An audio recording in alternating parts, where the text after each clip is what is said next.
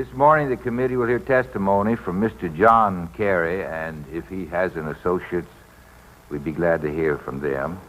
We look forward to this opportunity to be able to share with you President Obama's vision with respect to very particular ravaging which is done by the applied bombing power of this country.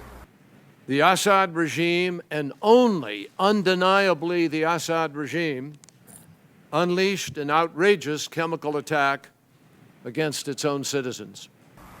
In our opinion, and from our experience, there is nothing in South Vietnam, nothing which could happen that realistically threatens the United States of America.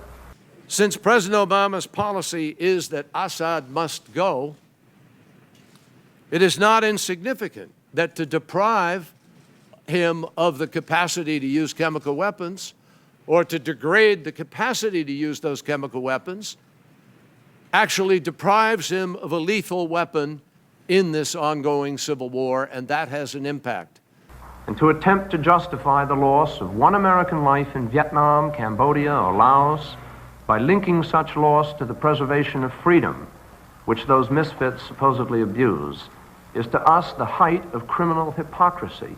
We have other important strategic national security interests, not just in the prevention of the proliferation of chemical weapons, but to avoid the creation of a safe haven in Syria or a base of operations for extremists to use these weapons against our friend. We found that most people didn't even know the difference between communism and democracy. They only wanted to work in rice paddies without helicopters strafing them, and bombs with napalm burning their villages and tearing their country apart.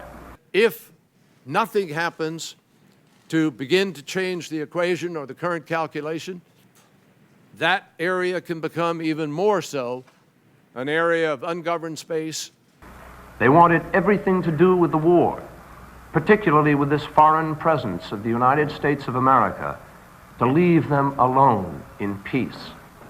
And they practiced the art of survival by siding with whichever military force was present at a particular time. We will be creating opportunity. The opportunity for other dictators and/or terrorists to pursue their own weapons of mass destruction, including nuclear weapons. We saw firsthand how monies from American taxes was used for a corrupt dictatorial regime. President Obama is not asking America to go to war.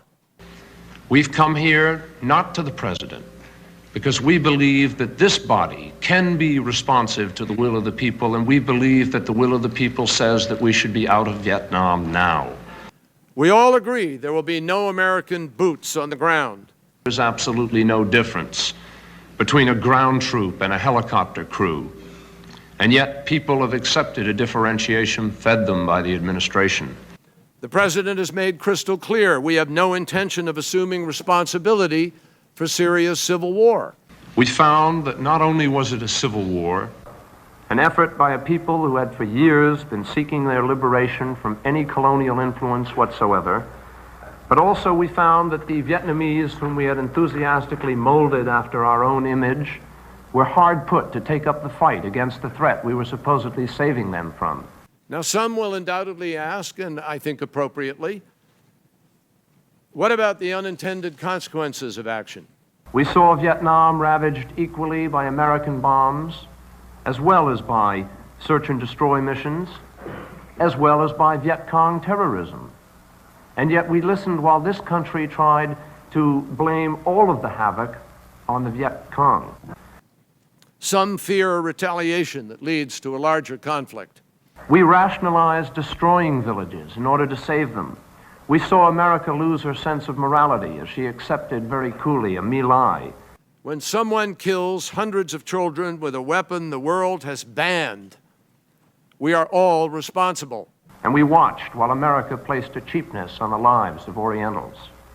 This is not the time for armchair isolationism. This is not the time to be spectators to slaughter.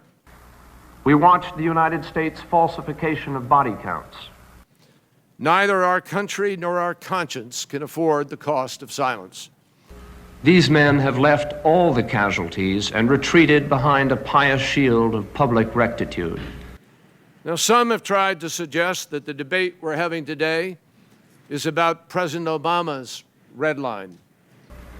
Someone has to die so that President Nixon won't be, and these are his words, the first president to lose a war.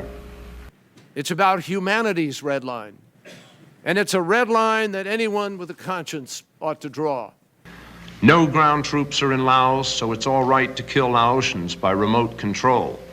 But believe me, the helicopter crews fill the same body bags, and they wreak the same kind of damage on the Vietnamese and Laotian countryside as anyone else. When someone kills hundreds of children with a weapon the world has banned, we are all responsible. That is true because of treaties like the Geneva Convention and the Chemical Weapons Convention.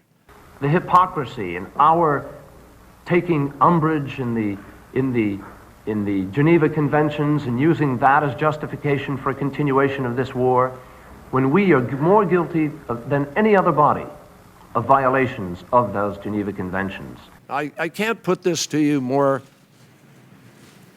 plainly than to just ask each of you to ask yourselves. How do you ask a man to be the last man to die in Vietnam?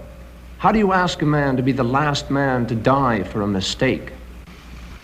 But we're trying to do that, and we're doing it with thousands of rationalizations.